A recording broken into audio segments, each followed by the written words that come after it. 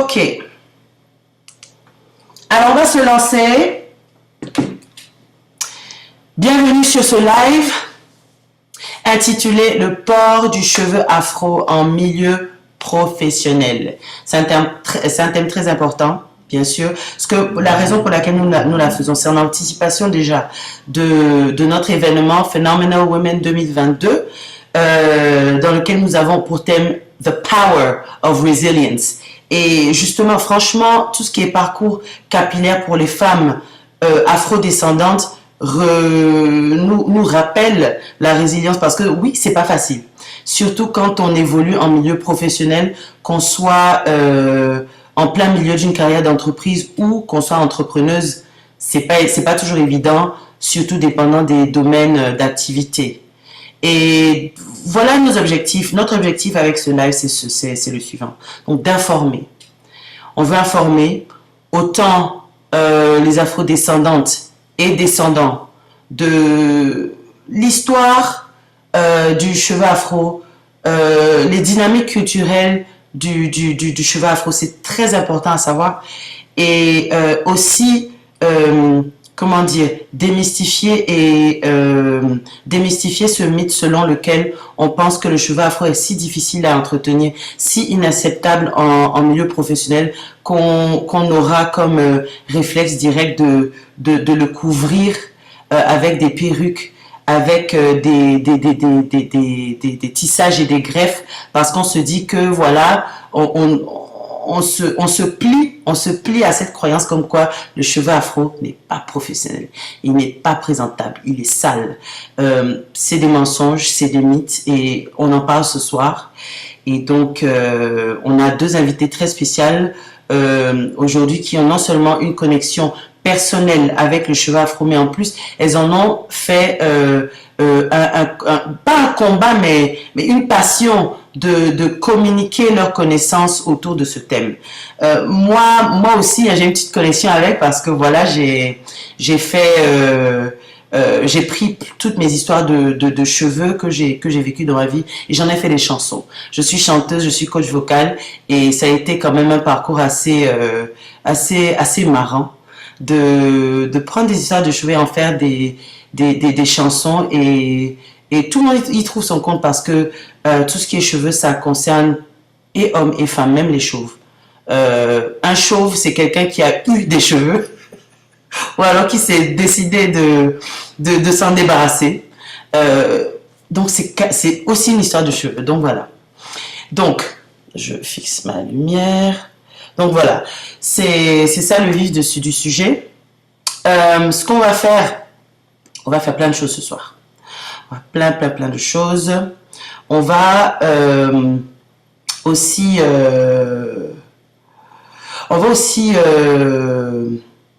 reparler de l'event Phenomenal Women. N'oubliez pas de vous procurer les billets. J'ai oublié de mentionner que nous avons encore des places libres pour entrepreneurs et entrepreneuses qui aimeraient présenter leurs projets, faire vendre leurs produits à une audience prête à consommer. Donc n'hésitez pas à nous contacter en message privé à info@women4 en chiffres knowledge.com. Nous vous attendons, et voilà, on va faire quelque chose de grandiose. Donc je vais maintenant passer à ce qui est important, à savoir introduire les intervenantes du jour, qui sont Madame Julie Mireille Ngatat Mbianke.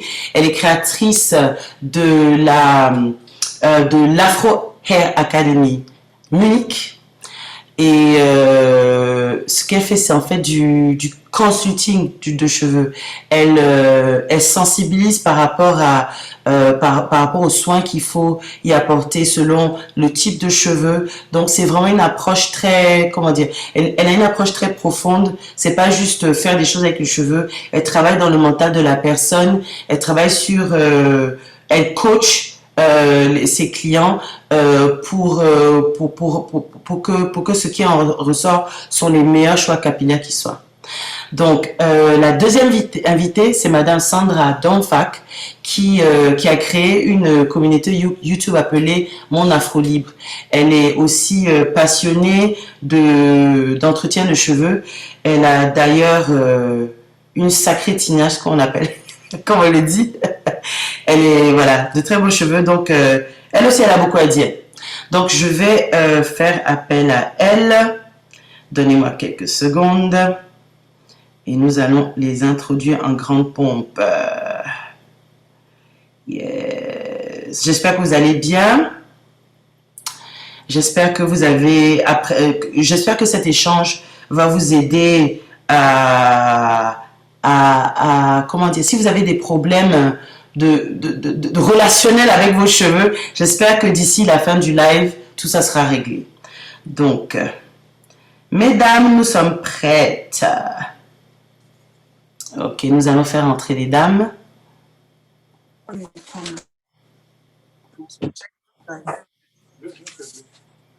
Mesdames, êtes-vous prêtes?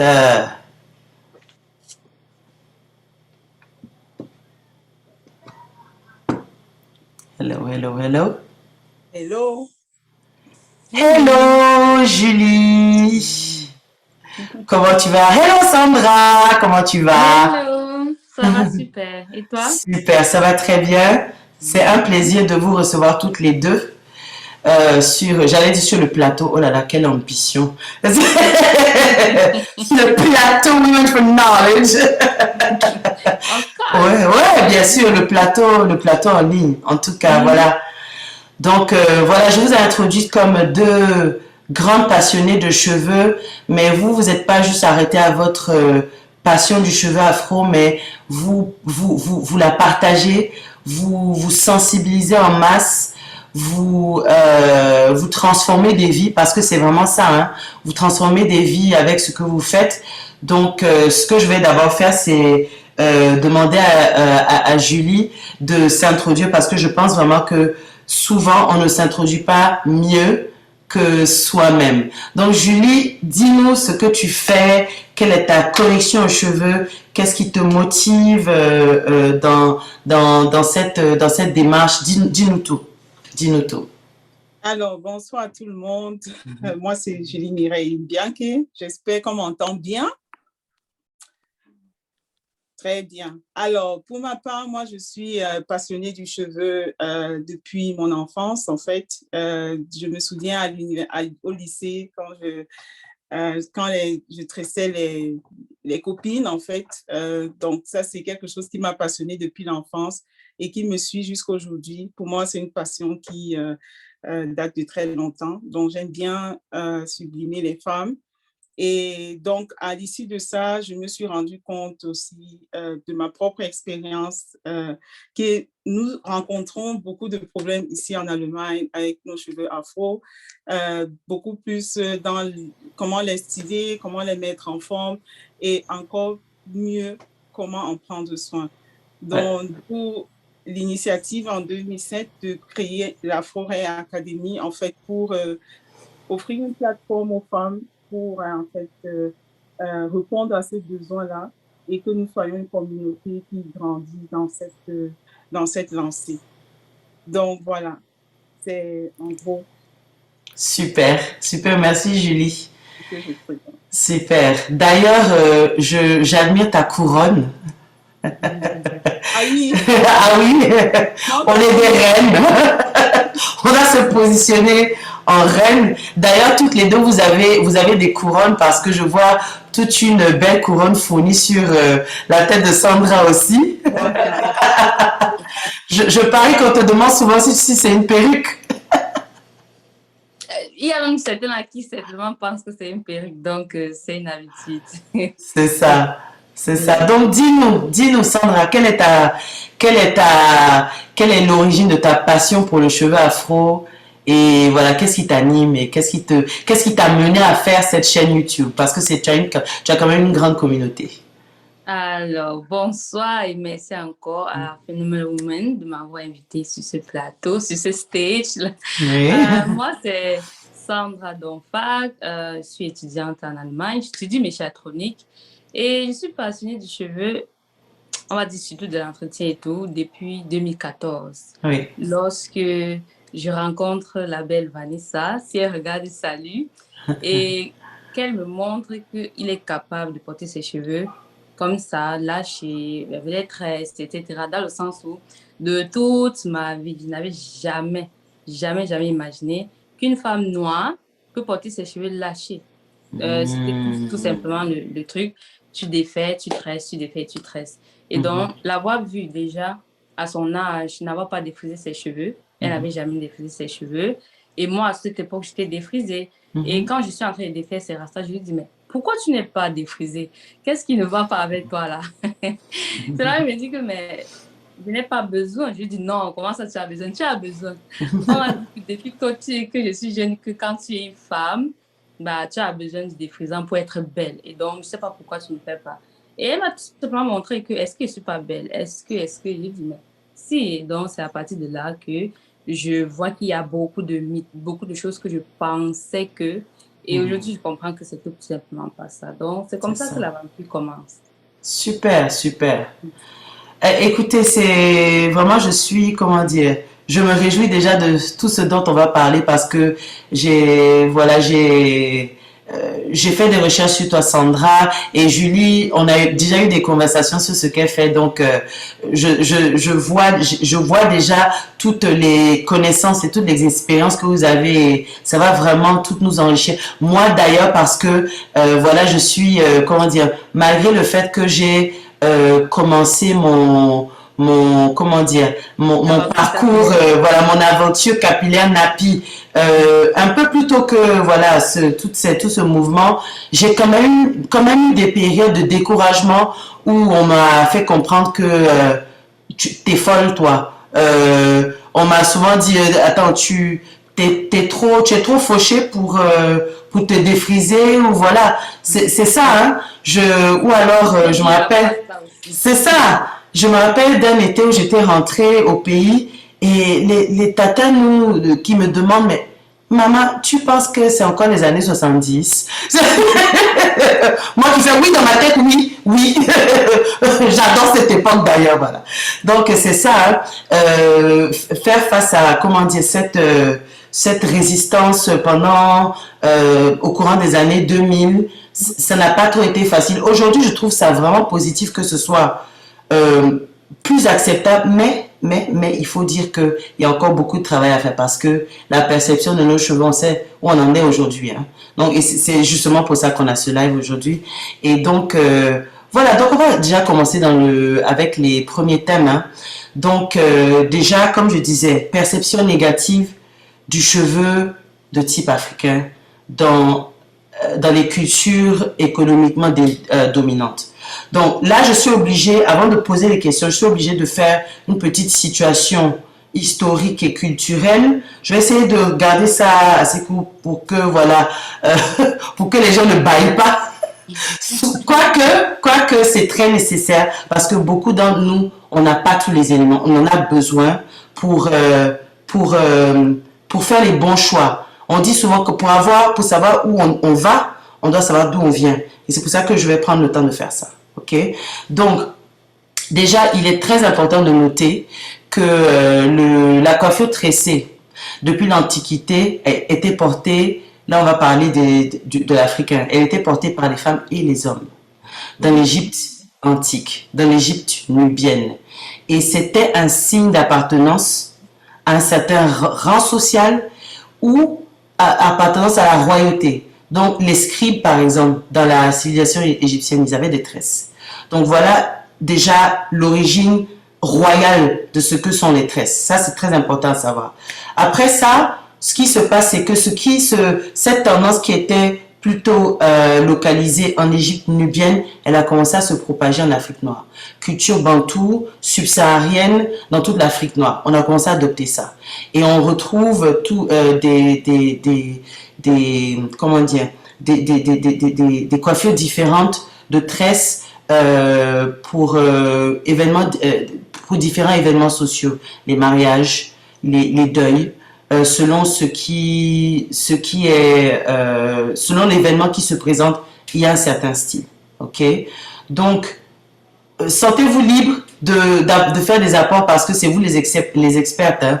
Moi, je me suis juste amusée à faire des chansons de cheveux. C'est tout.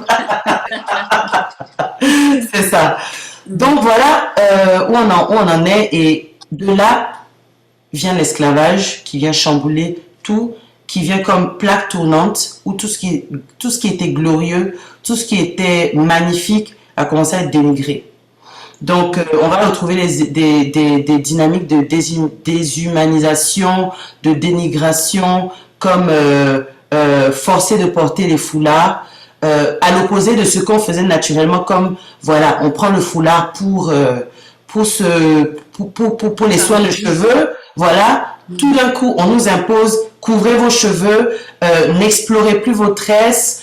Des fois, comme punition, il y a je me rappelle d'une scène d'ailleurs dans Roots. Je sais pas si ça vous dit quelque chose, la série avec Kunta Kinte et consorts. Ouais. Donc, Roots, pour ceux qui connaissent pas Roots, cherchez Roots de Alex Haley sur YouTube. Toute une belle, tout un beau récit de la vie de Kunta Kinte qui était justement le personnage phare et qui était d'origine gambienne. Donc c'est un récit sur Kunta Kinte, toute sa descendance jusqu'à l'auteur qui vient justement de cette lignée. Donc il y avait une scène où une esclave a été punie, comment on lui a rasé les cheveux. Donc vous voyez comment ce qu'on présente comme une couronne, voilà, on note ça pour vraiment on te l'arrache pour te faire savoir que tu n'es rien. Et c'est comme ça. Et d'ailleurs, on retrouve ça aussi en Inde, dans la dynamique des viols. Donc, les femmes qui réussissent à se protéger des viols, qu'est-ce qu'on fait? On les attaque, on rase leurs cheveux. Donc, juste pour vous dire quelle est la dynamique psychologique, quelle est la représentation du cheveu dans toute culture. Hein. Donc, c'est ça. Voilà. Donc, je peux ajouter que, oui, si tu me permets, bien sûr. il y a une grande partie d'appartenance lorsque les coiffures, comme tu disais, il faut savoir que c'était aussi attribué à certains villages. C'est-à-dire, d'après certains villages, on faisait un certain style de coiffure. Et ça fait qu'il y a ce truc d'appartenance, n'est-ce pas? Si je rencontre quelqu'un dans la rue, imagine tu pars d'un autre village et tu rencontres une personne, de par sa coiffure, tu sauras, oh, cette personne est de mon village. Absolument. Et maintenant, à cause de l'esclavage, parce qu'il faut enlever cette appartenance à la personne, il fallait donc raser cette personne afin qu'il ne puisse pas se dire au moins tu es de mon village et on peut en fait s'entraider ensemble pour résister en fait à cette pression qu'on a là maintenant. Donc, pour montrer à quel point c'était un grand signe, ça signifiait beaucoup de choses, que ce soit pour celles qui se marient. Une femme mariée avait des coiffures différentes de celle qui n'est pas mariée et ceux des guerriers, etc. Donc, ça en disait beaucoup. Avec ça, on pouvait dire beaucoup de choses. Super. En tout cas, merci pour cette grande contribution. J'espère que vous avez tous noté ça, à quel point justement les cheveux, c'est pas juste des trucs qui poussent sur la tête, hein. C'est des outils d'identification, vraiment. Et on va continuer d'en parler justement. Donc, on est dans cette dynamique d'esclavage qu'on va aussi retrouver dans la colonisation, bien sûr, parce qu'il s'agit d'assujettissement, il s'agit de dénigrer, il s'agit de passer le message, tu n'es rien, ok? Donc, c'est ça, c'est ça. Donc, enfin, là, on se déplace vers la fin du 19e siècle, voire le début du 20e siècle. Là, les esclaves ont commencé à trouver la liberté, ils rentrent dans le monde du travail, ils commencent à accéder à l'emploi. Qu'est-ce qui se passe? Donc, on a lavé les cerveaux, on leur a fait comprendre que vous n'êtes rien, vos cheveux c'est rien. Donc, le type de cheveux qui est accepté dans le monde connu, dans le monde, dans la culture économiquement prédominante, c'est le cheveu lisse. C'est là où, voilà, on commence à se lisser les cheveux avec le fer chauffant, avec la crème défrisante que justement Madame C.J. Walker a inventé dans les années 20. Ça fait fureur, bien sûr. Ça a aidé à, voilà, prêter un sentiment, on va dire artificiel, d'appartenance à quelque chose de mieux pour ces esclaves. Mais on doit dire, enfin ces ex-esclaves, pardon, mais on va dire que quand même, c'était de l'assujettissement moral qui continuait sous une autre forme. Tout à fait. C'est ça. Donc là, on se déplace vers les années 60, où justement on reconnaît ça. On reconnaît le fait que on s'est soumis à des principes de beauté qui n'appartiennent pas à nos réalités. Et là, on commence à porter les cheveux en afro. C'est là où le mouvement des Black Panthers fait fureur. On voit les films de Black Exploitation où tu as le gros afro les afro-américains vont vraiment se référer à cette dame très sexy, sulfureuse et comment dire, et forte qui s'appelle Foxy Brown. D'ailleurs, elle m'inspire. Je vous dis la vérité, hein. C'est ça. Donc les gros afros et d'ailleurs c'est important pour nous de dénoncer cette dynamique des choses après l'esclavage, donc tout ce qui s'est passé aux États-Unis, parce que nous en Afrique, on s'est inspiré de ça par ce qu'on voyait dans les médias. Donc quand on regarde les photos de nos parents dans les années 60, les afros étaient là, les pantalons pattes d'éléphant étaient là, donc il y avait déjà une influence médiatique. On empruntait ça, l'afro était là, on commence à rentrer dans une nouvelle dynamique où le seul cheveu accepté n'est pas seulement le cheveu lisse, mais malheureusement jusqu'à aujourd'hui, on fait encore face à cette croyance comme quoi nos cheveux c'est sale. Nos cheveux, voilà, on peut pas s'imaginer être à la G8, hein, avec les cheveux non défrisés. Voilà. Donc, c'est comme ça qu'on veut mener un combat. Et là, Julie, j'ai envie de te demander, qu'est-ce que tu penses? Qu'est-ce qui contribue à cette perception négative de nos cheveux? Est-ce que c'est la peur de l'inconnu? Est-ce que c'est une admiration qu'on n'avoue pas, enfin, que certaines personnes qui, justement, qui portent ces préjugés ont, au fond d'eux, qui n'avouent pas? Est-ce que c'est le besoin d'asservir, malgré le fait que, voilà, on est tous libres, en principe? Est-ce que c'est que certains d'entre nous, on manque de connaissances, si bien qu'on entretient mal nos cheveux, et vraiment force est de constater, des fois, vraiment, il y a des sœurs ici dehors, on a envie d'aller vers elle et dire que, ma sœur, non. Non. Julie, dis-nous. Oui, effectivement, vraiment, c'est une très bonne question, Menoucha. Tu sais, l'esclavage a malheureusement laissé des grosses séquelles dans la perception, en fait. Comme tu as dit, c'est l'esclavage. Qu'est-ce qu'on essaye de faire? C'est de dire, toi, tu es là, moi, je suis en haut. Donc, en fait, de regarder toujours ce côté négatif de la personne noire et même aussi du cheveu. Et nous aussi, beaucoup de personnes sont encore dans cette ancrées avec ce problème-là. Les phrases qui viennent généralement, ce sont des phrases négatives sur le cheveu afro qui accompagnent en fait cette pensée-là, qui alimente en fait ces pensées négatives. Oh, ils sont durs, oh, ils sont, je sais pas moi, trop difficiles d'entretien, ils sont ceci. En tout cas, moi, je me rappelle toujours quand j'étais petite, on appelait mes cheveux la forêt de Bangoula. Oh là là là là là. Moi, j'ai vraiment plein de cheveux. En fait, j'ai une forte densité. Et donc, du coup, ça fait vraiment beaucoup d'afro quand c'est ouvert. C'est vraiment... donc, du coup, c'est quelque chose qui est en nous, quoi. Donc, moi, je pense qu'il est temps de casser, en fait, ces perceptions, ces dictons qu'on a dans la tête. On change, en fait, de mantra. Le mantra, ça doit être... En fait, j'ai mon cheveu, il est bien. Je dois trouver comment l'entretenir. Si je n'arrive pas, c'est pas mon cheveu le problème. En fait, c'est moi. C'est ça. Donc, si c'est quelque chose de difficile, c'est moi. Qu'est-ce qui me dérange de se rapprocher, en fait, des personnes qui peuvent nous aider, en fait. Et de créer vraiment cette admiration-là. Au niveau du cheveu. C'est ça. Donc, changer son dicton. C'est ça. Quelque chose que j'encourage vraiment à le faire. C'est déjà la base, quoi, le mindset.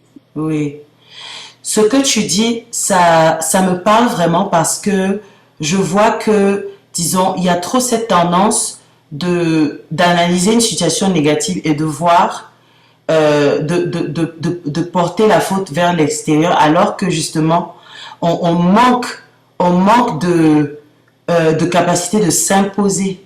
Tout à Peut-être que fait. les uns le font, les autres ne le font pas. Tout à Et, fait. et pendant que tu parlais, tu sais à qui j'ai pensé?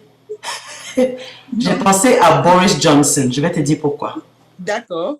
Boris Johnson, on a tous vu sa touffe. En fait, comment dire, Boris Johnson n'a, disons que si Boris Johnson a un coiffeur, je pense que ce coiffeur doit être viré. Parce que ce coiffeur fait du mauvais travail. Il n'y a pas de style, c'est juste des cheveux sur la tête, c'est juste une crête. Et malgré ça, malgré cette crête qui part dans tous les sens, même quand le vent souffle, il est Premier ministre de l'Angleterre. Voilà. Et tout ça, c'est l'attitude. C'est l'attitude. C'est l'attitude. Donc, ce que tu dis, ça me parle vraiment. Ça me parle vraiment.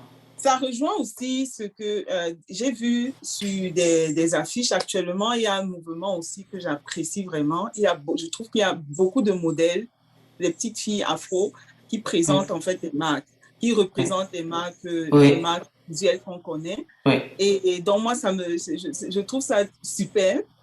Et je commence à me rendre compte que même là, les cheveux commencent à être présentés petit à petit sous un miroir. Avant, franchement, que c'était je sais pas moi, c'était pas beau, c'était le modèle est là, il est afro, et puis on a un cheveu qui n'a pas été entretenu. C'est ça. Donc, ça commence à changer. Donc, je trouve que ça va petit à petit. Oui, non, franchement, il faut pas tout voir en noir. En effet, il y a beaucoup d'améliorations. Et c'est, comment dire, il y a une grande diversité et c'est là où j'en viens au prochain point pour lequel j'aimerais m'adresser à Sandra. Donc, on parle de diversité. Tu as autant plusieurs dynamiques dans la communauté afrodescendante. Hein? Donc, on a d'un côté le mouvement Nappy. Ouais, voilà, on se défrise pas les cheveux, on se laisse pas faire. Hein? Et bon, c'est pas pour dénigrer l'autre groupe, mais tu as un autre groupe qui est parfois perçu de manière caricaturale, peut-être exagérée, sous forme de, disons, tu vois, il y a un type d'influenceuse qui s'affiche avec les cheveux lisses, type européen, corps type européen, donc qui se rapproche plus de l'idéal du monde connu. Hein? Donc là vient la question, et elle est tout à fait légitime. Est-ce que choisir le lissage du cheveu, est-ce que choisir le port de rajouts lisses, est-ce que ça veut nécessairement dire qu'on se trahit soi-même? Est-ce que ça veut nécessairement dire qu'on crée une dynamique contre-productive par rapport à ce que nous sommes en train de faire? Est-ce que ça veut dire que on fait alléluia par rapport à ce qu'on nous impose comme les idéaux de beauté? Qu'est-ce que tu penses, Sandra? Alors, pour répondre à cette question, on va commencer par dire que où est la limite? Ouais. Je pense que nous tous, on doit fixer les limites. Et de nos jours, les gens ne veulent pas les limites. Les gens sont, je peux faire tout ce que je veux, quand je veux, alors que je veux, c'est ma vie, c'est ma tête. En oubliant qu'il y a des conséquences. Parce que tout ce qu'on fait, il y a toujours des conséquences. Et la conséquence qui arrive si on regarde même un peu les influenceuses dont tu parles, c'est qu'elles finissent par avoir des filles et avec le temps, certaines avouent du fait que, le fait que je porte ces choses, ça affecte mes enfants. Le fait que ma fille est rentrée et qu'elle me dit, maman, mais moi aussi, je veux ce que tu as sur la tête parce qu'à l'école, on se moque de moi. Ah, oui. Comment est-ce qu'en tant que mère, tu puisses expliquer à ta fille qu'elle a des cheveux magnifiques lorsque toi, tu les détestes? Ou encore, elles diront, non, je les déteste pas. Je dirais, OK. Comment est-ce que tu diras à ta fille va à l'école étant fière et montre les cheveux quand toi-même, tu ne montres jamais les tiens? Absolument. Donc, à chacun de se poser la question, où est la limite? Et donc, moi, la limite, je dirais que ce que moi, je définirais comme ma limite à moi, parce que moi, je me mets des limites sur les choses. je pense pas qu'on vit une vie où on fait tout ce qu'on veut quand on veut, à l'heure qu'on veut. Et donc, si moi, je veux qu'un jour ma fille puisse être fière de ses cheveux et qu'elle puisse, du jour qu'elle naît, voir mes cheveux, alors je n'aurais pas à expliquer à ma fille pourquoi la nuit j'ai mes cheveux et le matin je porte un chapeau quand les voisins toquent à la porte. Ah oui. Parce que c'est ce qui arrive quand une Ah femme oui. se présente au monde avec ces choses. Oui. Oh, attendez. Ah, ok, super, on te revoit. Voilà, ok. Lorsqu'une femme se montre au monde avec Mhm. ça, elle est sur l'emprise. Mhm. Oh, on toque à la porte, je dois porter ce truc. Et donc, qu'est-ce que ta fille va dire C'est après ça. ça? Donc maintenant, si on regarde dans le cas de, ok, ça arrive beaucoup et donc beaucoup de femmes se remettent en question, surtout quand elles ont des filles dans leur vie. De, oh, il faut que je commence à prendre soin de mes cheveux. Et avec le temps, elle s'avoue à elle-même qu'elle n'aimait pas cette apparence. Et aussi, il y a une autre chose qu'il faut accepter, c'est que pour elle, ou encore, c'est aussi une réalité quelque part, ce n'est pas accepté dans le milieu de l'influence, Instagram, etc. Et donc, si tu veux être l'influenceuse de l'heure, tu devras aussi mettre ce que les autres font, etc. Ouais. Mais je dis toujours que une génération doit être sacrifiée pour que la prochaine puisse en bénéficier. Dans le sens aussi, réellement, étant influenceuse avec ton afro, tu n'es pas en top de liste comme celle qui met le liste, bah, tu vas devoir faire avec afin que les prochaines générations puissent donc avoir cette chance de porter leurs C'est cheveux ça. comme C'est elles ça. veulent et ne plus avoir ce truc de oh, il faudrait, je dois le faire même si je ne veux pas. Parce qu'il y a des femmes qui me disent que je dois porter ça même si j'ai pas envie.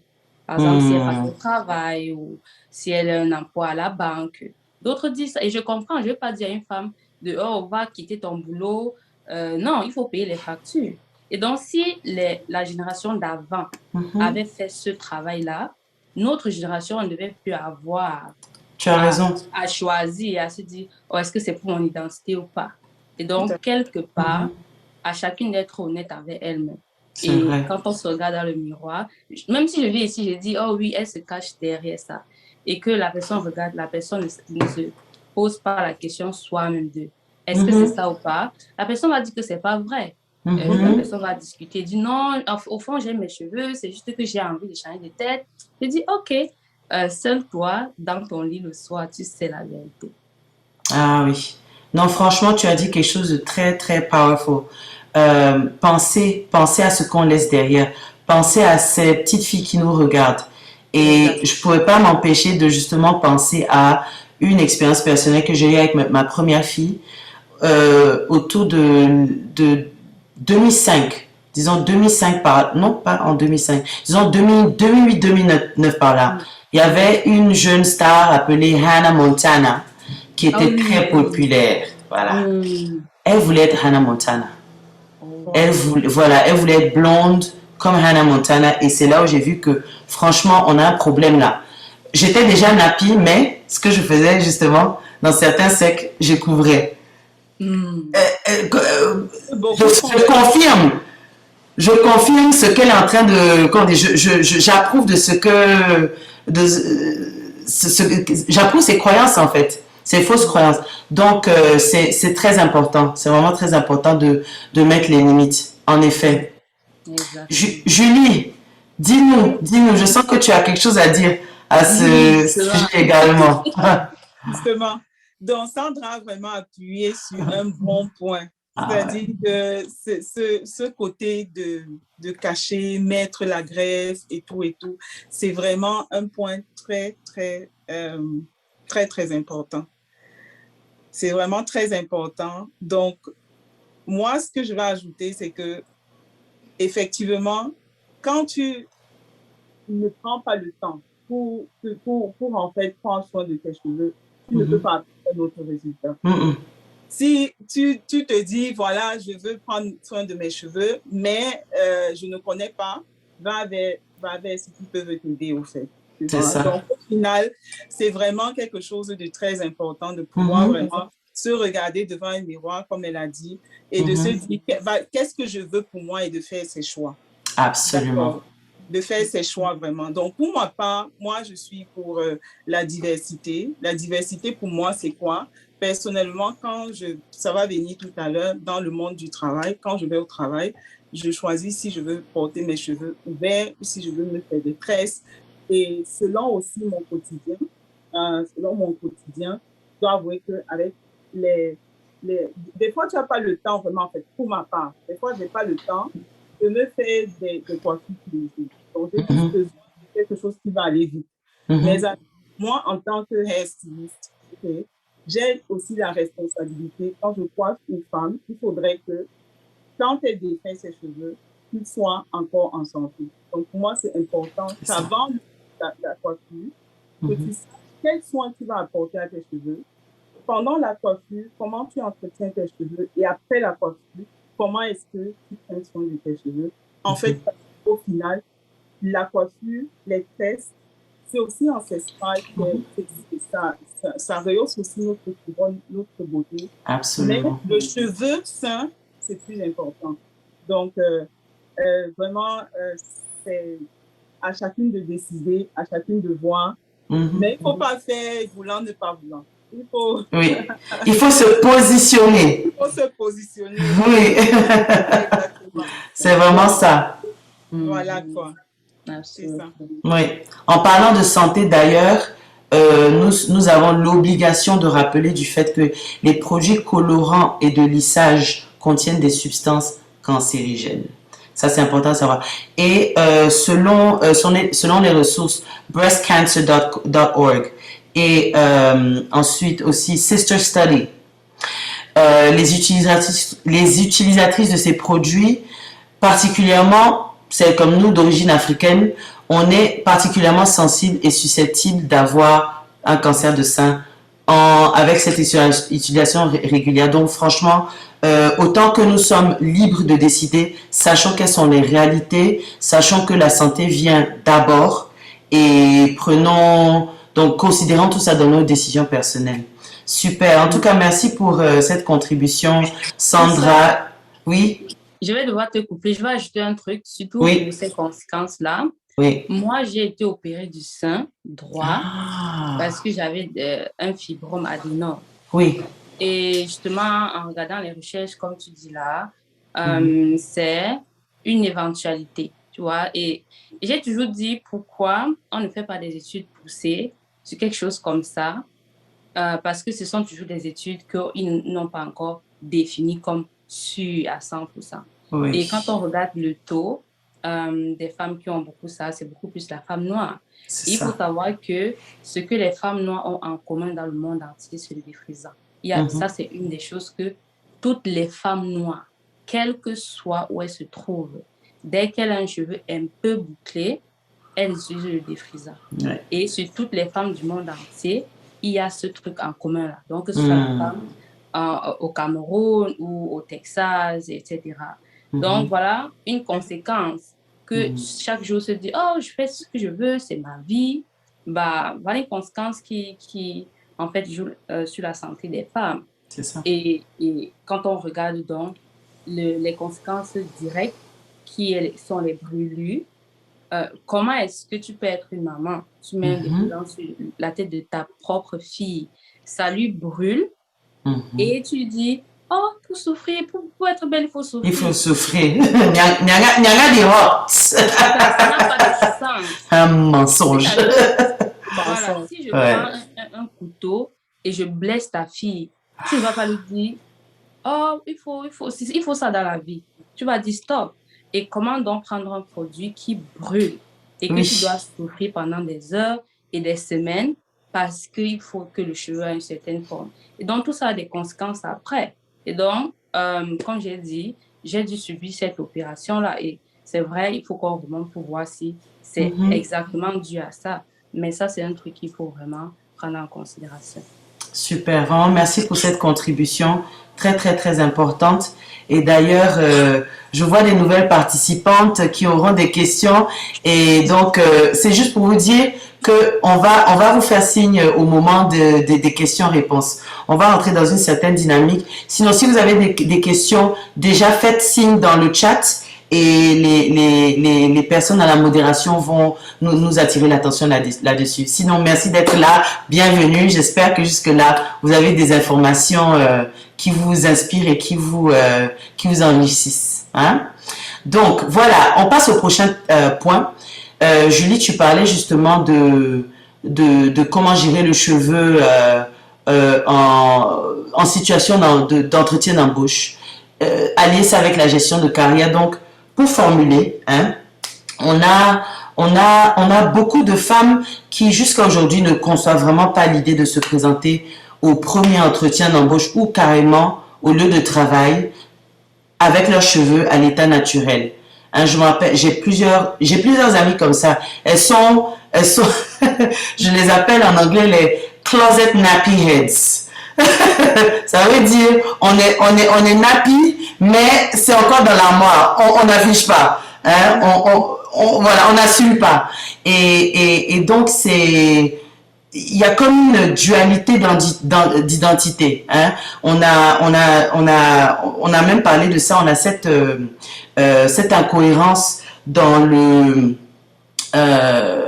en ce qui concerne la photo qu'on utilise pour la candidature, comment on se présente pendant l'embauche, comment on se présente quand on est embauché, tout au long de la carrière, et on oublie quelle est la perception qu'on crée de nous parce qu'on n'est pas intentionnel dans ce qu'on fait. Donc, je vais te poser une série de questions en fait. Hein. Donc, moi, voilà, parce que c'est un gros thème ça. Moi, j'ai des anecdotes à partager s'il y a le temps. Donc, ma première question pour toi, Julie, c'est comment est-ce que tu as géré ton parcours capillaire dans ta carrière professionnelle? Parce que tu n'es pas seulement hairstylist, hair consultant, tu as aussi une carrière en entreprise. Donc, dis-nous comment ça s'est passé pour toi, comment ça se passe actuellement. Exactement. Donc, la carrière et notre couronne, nos cheveux, qu'est-ce que je vais dire? Ce qu'il faut savoir, c'est que beaucoup de personnes pensent que c'est l'entreprise ou bien ce sont nos collègues à décider de comment on doit se sentir au travail. Oui. Donc, c'est-à-dire, oui. Qu'est-ce que le collègue va dire? Comment il va me voir? Hier, j'avais ceci, je vais faire comment? Et justement, dans le domaine de coiffure, il y a beaucoup de femmes qui vont te dire dimanche soir, pardon, sauve-moi. Je ne peux pas partir comme ça au travail. Donc, et c'est quelque chose de tellement fréquent. Oui. Je comprends tout à fait ce sentiment-là. Je comprends ce sentiment parce que, effectivement, il faut aussi savoir, il faut aussi... les commentaires souvent de ces collègues-là, c'est souvent difficile. Aïe. Très difficile à accepter. C'est souvent très difficile à pouvoir avoir un standing, quelque chose qui lui, enfin, de répondre en fait à ces questions. Donc, je comprends tout à fait ce sentiment-là. Mais qu'à cela ne tienne, il faudrait que chacune se dise... le cheveu tel que tu le portes, c'est comme tu te présentes, c'est comme ça qu'on te prend. C'est comme ça qu'on te prend.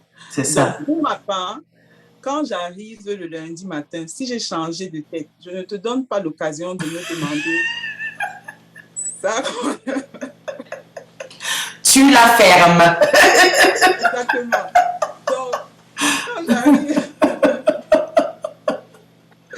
quand j'arrive le lundi matin, si j'ai une nouvelle tête, si j'ai mon afro ouvert, si j'ai mes tresses, je ne te donne pas l'occasion. Mais sauf que souvent, ils ont l'occasion quand même de dire « Oh, qu'est-ce qui s'est passé aujourd'hui ?» Je vais raconter une anecdote. Une fois, j'ai changé de tête. Disons, j'avais mon afro. J'ai travaillé jusqu'à vendredi. Et le lundi, je suis venue avec des braids. Un collègue qui s'exclame, mais que Julie, comme elle dit, vacciné. Donc, je dis, comme quoi, on peut se placer à côté de moi, voir mes cheveux.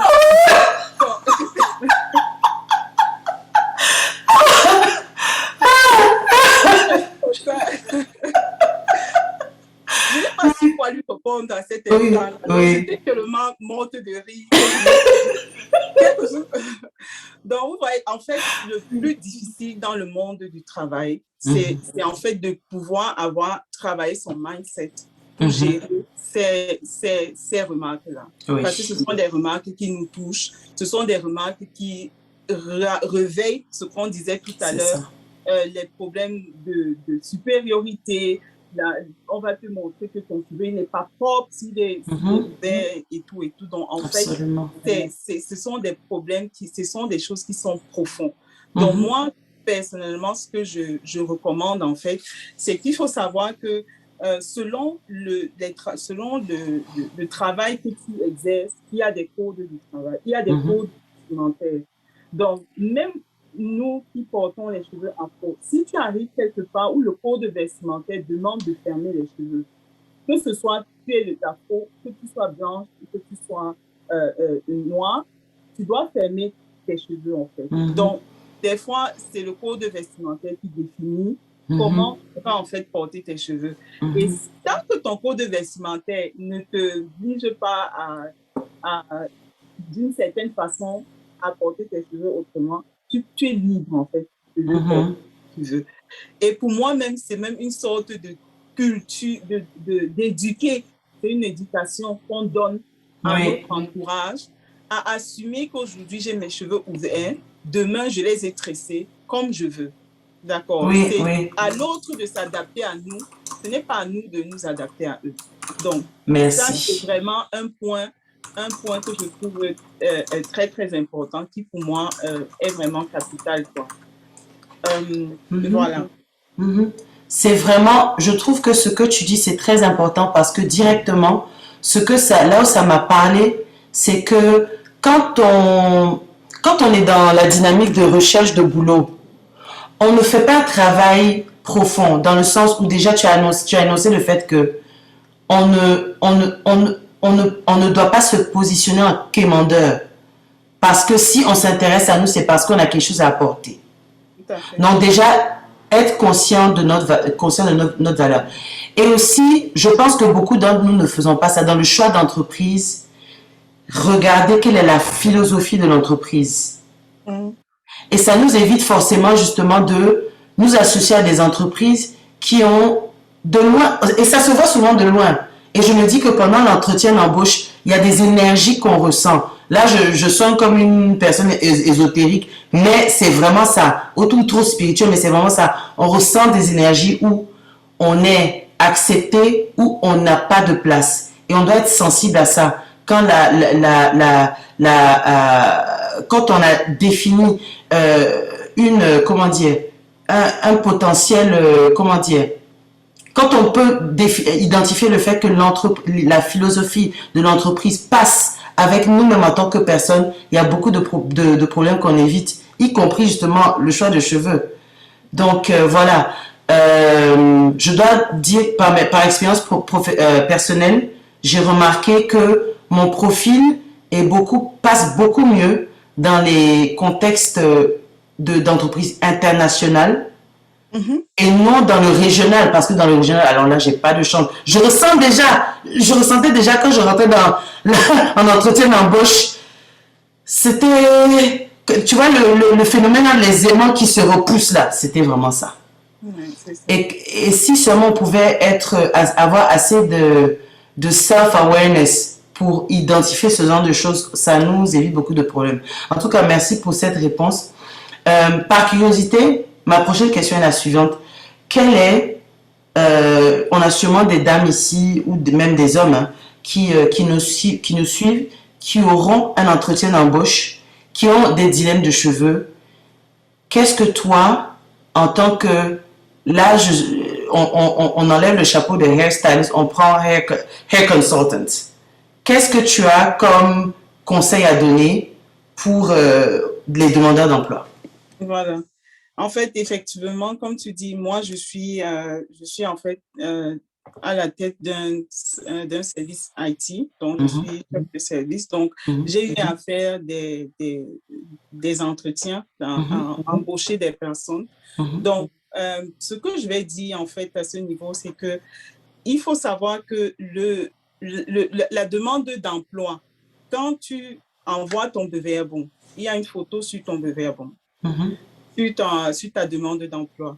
Alors, quand tu postules, tu as une photo et quand tu arrives, tu as l'apparence. C'est la première impression que tu laisses à la personne. Donc, moi, ce que je conseille, c'est qu'il ne faudrait pas que la photo qui est sur ta demande d'emploi soit totalement contraire au jour où tu vas te présenter. C'est ça. C'est important d'avoir des photos récentes. Donc, si tu portes ces derniers temps ton afro-libre, tu es libre de mettre cette photo-là sur ta demande d'emploi. Mais alors, si tu as des cheveux colorés, rouges, et tout, et tu arrives le lendemain, le jour de l'entretien, avec tout un autre style, ça ne passe pas. En fait, les spécialistes dans ce domaine demandent de rester vraiment conséquents.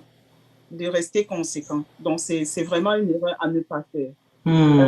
Voilà. Donc, moi, je pense que c'est en fait au niveau de la demande, c'est la plus grosse erreur qu'on fait. C'est-à-dire, tu mets une photo, tu avais la greffe, et le jour que tu arrives, tu as les cheveux courts, afro.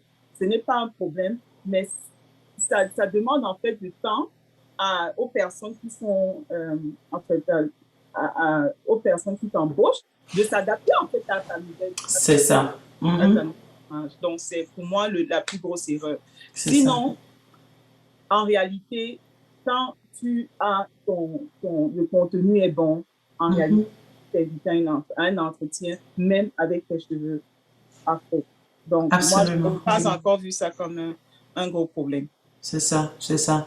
Il est vrai que je pense que même Sandra peut le confirmer. En tout cas, nous, dans notre expérience professionnelle en Allemagne, je ne sais pas comment ça a été pour vous, mais je peux aussi confirmer ce que Julie dit.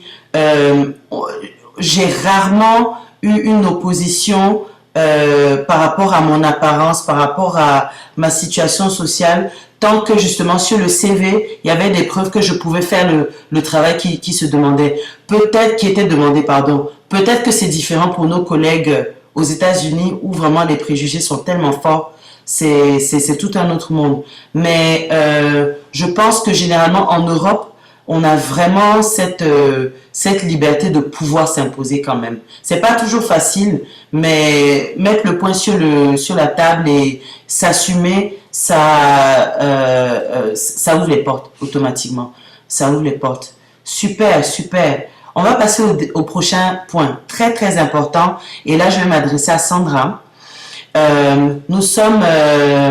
Nous rencontrons beaucoup de personnes qui ont beaucoup d'idées reçues, beaucoup de préjugés sur l'entretien du cheveu afro. Hein? On entend tout, hein? C'est trop cher, ça prend trop de temps. Et je dois avouer, hein, même moi, j'ai cru ça à un moment donné. Je vais vous raconter quelle était mon expérience une fois. Je suis rentrée dans un groupe Facebook, cheveux, voilà, nappy heads, nappy movements, voilà, toute contente, voilà. Et je commence à voir les contributions. Il y a une dame qui pose la question comme quoi, je fais comment, je vais aller nager. Ok. Les commentaires qui s'affichaient sur ce qu'il faut mettre sur la tête avant de rentrer dans l'eau. J'ai dit, mais Massa, ça veut dire que je dois prendre toute ma cuisine, mettre ça sur ma tête. Je suis sortie du groupe. Aujourd'hui, avec le recul, je me dis, tout ça, c'est des idées reçues. Donc, je pense que je suis même contente que tu sois là parce que j'aimerais que tu clarifies. Pour moi, autant que pour beaucoup d'autres personnes qui nous regardent, quelles sont ces idées reçues dont nous devons nous débarrasser et justement ces idées reçues qui empêchent beaucoup de femmes de s'assumer capillairement en milieu professionnel. Dis-nous, Sandra. Alors, la première idée reçue, que je pense qu'il joue beaucoup plus un rôle, puisque j'ai des clients, j'ai affaire des personnes, c'est que c'est cher, ça coûte de l'argent. Et ça revient toujours à un point. Tous les idées reçues, je vais en citer certains, mais ça revient toujours au fait que les gens ne comprennent pas et veulent accuser les autres. Tu sais, quand tu ne veux pas faire quelque chose, tu fais tout pour chercher l'excuse qui va te permettre de ne pas faire la chose en question. Parce que la femme même qui te dit que c'est très cher, a dans sa garde-robe une chaussure qu'elle a achetée parce que sa cousine, sa voisine a acheté et elle veut concurrencer avec sa voisine. Ça ne la suffit même pas. Et elle a acheté peut-être ça à 500 euros. Et celle-là, elle n'utilise pas. Tu vois? Donc, je dis toujours que c'est tout simplement un reflet Ouais. des blocus qu'on a nous-mêmes. Et j'avoue que, d'une part, il y a une autre, on appelle ça comment? Un mésentendu qui se passe dans le sens où, très souvent, les produits qu'on a pour prendre soin des cheveux, des frisés ou encore des perruques, ça n'a rien à voir avec les cheveux, les produits qu'il faut pour nos cheveux. Et donc, lorsqu'une femme veut donc prendre soin de ses cheveux, il faut qu'elle se débarrasse de tous ces produits et qu'elle achète de nouveaux produits. Et donc, c'est ça qui peut lui faire croire que oh, je dépense beaucoup d'argent. C'est comme si tu veux cuisiner un plat et pour cuisiner l'autre, tu utilises les ingrédients que tu as dû acheter pour l'autre. Et donc, tu ne trouves pas que tu as dépensé beaucoup d'argent. Mais lorsqu'il te faut cuisiner un plat que tu n'as aucun condiment à la maison, aucun ingrédient, bah, tu vas devoir tout acheter et tu auras l'impression, OK, ce plat, c'est beaucoup plus cher que l'autre. Et donc, c'est cette partie-là qui peut parfois prêter à confusion de oh, tu me dis d'acheter un shampoing, le peigne, le masque, l'après-shampoing, et elle va se dire c'est beaucoup et c'est cher. Alors qu'elle oublie que tu vas acheter ça, mais c'est pour utiliser plusieurs fois. Lorsque tu achètes le sel, tu l'utilises pendant combien de temps? Peut-être parfois 6 mois. C'est vrai, alors ça a coûté, mais c'est pas du genre ça a coûté. Quand tu achètes ce produit-là, c'est pas l'utilisation pour une fois. Donc, c'est vrai qu'il y a souvent un peu ce petit côté-là que certaines, tu vas devoir expliquer avant qu'elles se disent, oh, c'est pour plusieurs fois. Mais le gros truc qui se cache derrière, c'est tout simplement une excuse pour ne pas le faire. Parce qu'on veut se cacher derrière le fait qu'au fond, on ne veut pas et qu'on n'a pas envie. Et on dit que bah, on n'a pas envie. Et le prochain, c'est dur. Et ça encore, d'une part, on peut dire que c'est vrai. Dans le sens où je ne vais pas venir dire ici que ces femmes qui disent ça, c'est pas vrai, mais c'est parce que tu n'en prends pas bien soin. Tu ne mets pas les produits qu'il faut. Et pour ça, c'est le pire. C'est les produits que les gens utilisent souvent sur les cheveux. Bah, surtout comme tu as dit, quand on te dit d'aller dans ta cuisine. Par exemple, s'il y a des gens ici qui utilisent le bicarbonate de soude sur les cheveux, pardon, s'il vous plaît, arrêtez ça. Arrête, stoppez-moi ça. On aura tout entendu, quoi. Et donc, si déjà quelqu'un utilise ça, c'est normal après que tu as des cheveux durs. Et donc, ça, c'est un préjugé qui, on peut dire que ça a sa place, dans le sens qu'on ne prend pas bien soin, bah, c'est tout simplement une conséquence. Mais ce n'est pas leur nature. Voilà, les gens confondent souvent la nature a dit que naturellement, c'est un cheveu dur à c'est parce que ce n'est pas sur leur état bien embelli et dont on a pris soin. Et comme toute chose, qu'on ne le veut pas, si tu n'en prends pas soin, bah, les conséquences, on en voit, soit l'entretien d'une maison. Une maison qu'on ne prend pas soin, bah, elle vieillit plus qu'une maison qu'on prend soin tous les jours, n'est-ce pas? Et l'autre préjugé, c'est ça va pas m'aller. Ça, c'est un truc encore qui veut tout simplement dire que tu ne te trouves pas belle avec. C'est ça. Cette phrase de ça va pas m'aller. Et pour aider les femmes à comprendre ça, je leur dis toujours, est-ce qu'il n'y a pas l'habit ou la chose que tout le monde te dit que ça ne te va pas, mais que toi, tu trouves bien et que chaque jour, tu dis, ça, vous n'aimez pas, mais moi, j'aime. Voilà. Il y a toujours cette chose-là qu'on a, que tout le monde déteste, mais que nous, on adore. Et donc, ce truc de ça ne va pas m'aller, c'est tout simplement un reflet de moi, je ne trouve pas que c'est beau. Et il n'y a pas de mal à s'avouer ça, c'est une partie de la guérison. Oui. Et c'est ça le... Oh, on t'a perdu. Ah, tu es de tout ça. Oui, c'est ça le gros problème souvent, c'est que les femmes ont peur de savoir elles-mêmes qu'elles n'aiment pas leurs cheveux. Et je vous incite toutes à le faire si vous pensez. Si allez vraiment être honnête avec vous devant le miroir. Si tu trouves vraiment tes cheveux moches, dis-le. à haute voix devant toi, c'est une partie de la guérison. Et tu ne peux pas te mentir à toi de « Oh, c'est juste que je n'ai pas envie de dire ça parce que si je dis ça, c'est mon identité et je me rabaisse. » Mais au fond, c'est ce que tu penses. Et donc, il va falloir faire le chemin de quitter de ça, de ce que tu penses vraiment, le mettre cas sur table. Et quand tu quittes de là, c'est pourquoi j'aime pas. Et quand tu quittes de pourquoi j'aime pas, tu as des solutions. Mais si tu te bloques à je ne dois même pas dire que je les aime pas, même si au fond je les aime pas, tu vas rester dans ta tête et tu vas te retrouver une excuse de pourquoi tu ne peux pas faire A, B, C, D. C'est ça. Donc, voilà, ce n'est qu'une idée reçue de oh, ça ne me va pas là. Tu es né avec ça. Du jour où l'œuf a été fécondé, tu avais déjà prévu le nombre de cheveux que tu auras, la couleur, par rapport à la forme de ton visage. Et donc, comment tu peux te lever un matin et dire, mais ça ne me va pas. C'est comme quelqu'un qui se lève et dit, mes yeux ne vont pas à mon visage. C'est grave, ouais. Voilà. Tout aussi grave, ouais. Exactement. Et donc, dire que mes cheveux, ça ne va pas sur ma tête, ça n'a pas de sens. Et donc, si quelqu'un a ce problème, à partir de désormais, considère tes cheveux comme tes yeux, ou encore tes mains, ou ta bouche. Trouves-tu que ta bouche ne te va pas? Et donc, c'est vrai que les gens vont me dire, oui, aujourd'hui, donc, il y a les solutions de chirurgie. Ben, tu vois que... Bon. Ça, c'est encore autre chose. On voit comment on voit le dénouement pendant la vieillesse, hein. Ça tient pas toujours en place, hein. Donc, voilà les gros préjugés que je trouve qu'il y a. Mais si tu trouves qu'il y en a que je n'ai pas dit, tu peux me dire et je pourrais développer un peu plus. Je crois que je vois pour l'instant. En tout cas, franchement, moi, je veux m'en tenir à ton expérience parce qu'on est dans le pratique.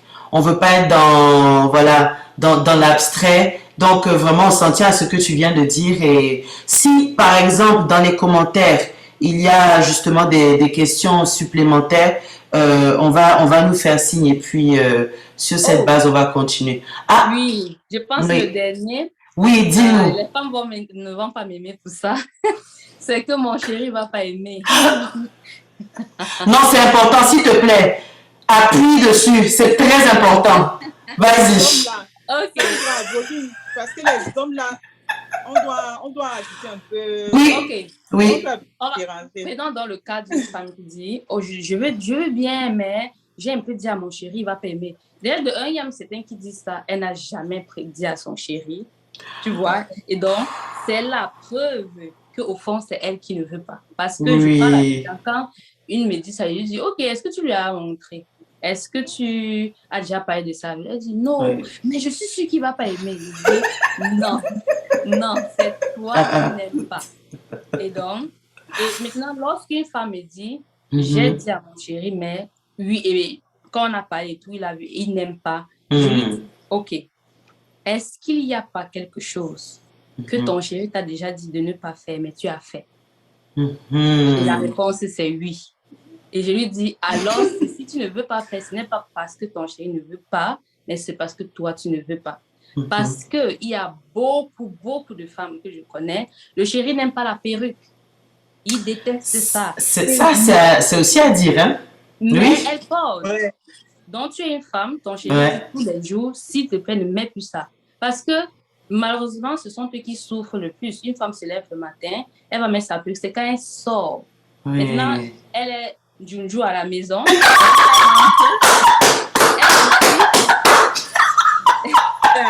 elle est devant la porte, elle fait ça.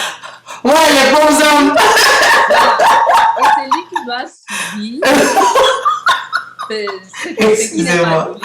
Parce que, pourquoi elle ne sort pas avec ce qu'elle a à la maison là? C'est ça.